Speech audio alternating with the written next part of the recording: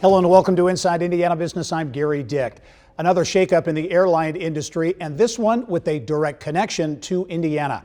Carmel-based Republic Airways and Phoenix-headquartered Mesa Air Group agreeing to a merger bringing together two of the largest regional carriers that operate for the big airlines like American, United, and Delta. If it passes shareholder and regulatory muster, the deal has the potential to continue Republic's recovery and reshape the nation's regional airline industry.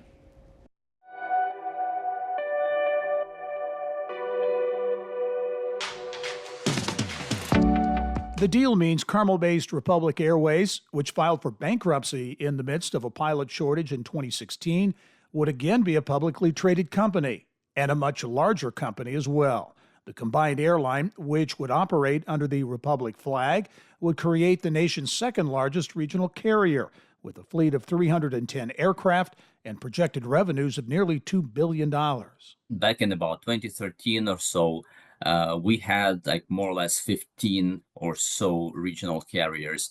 Now we have 10 and and decreasing. We have also some issues with Air Wisconsin. That's another regional carrier that flies exclusively for American Airlines, and they laid off 500 employees last week. They are getting out of the scheduled services. So in other words, we will have probably that carrier exiting. And I believe that in the longer term, we will be on the road to having, let's say, maybe not more than 4 regional carriers. Republic has more than 6,000 employees, more than 240 aircraft, and an Indiana footprint that includes a $200 million corporate campus in Carmel, a major aircraft maintenance center at Indianapolis Airport, and the Lift Academy, an innovative pilot training program. Republic shareholders would control 88% of the combined airline. It's a fantastic deal because if they're going to step out of this with a larger combined fleet, and if they do it correctly, which I have a lot of faith in Republic because they're wonderful airlines, a smaller combined expense. So they're gonna merge HR and they're gonna merge management. They have a facility over here in Indianapolis, a maintenance facility. They may even consolidate all their maintenance in one facility, which makes a lot of sense. And Republic has invested a lot into this community. So we're probably expecting the gravitational pull to be in this direction rather than towards Arizona. As mentioned, Carmel playing a big role on what's next for Republic Airways. The company is planting roots in Hamilton County, continues to do so in a big way, building a $200 million corporate headquarters along US 31 in Carmel.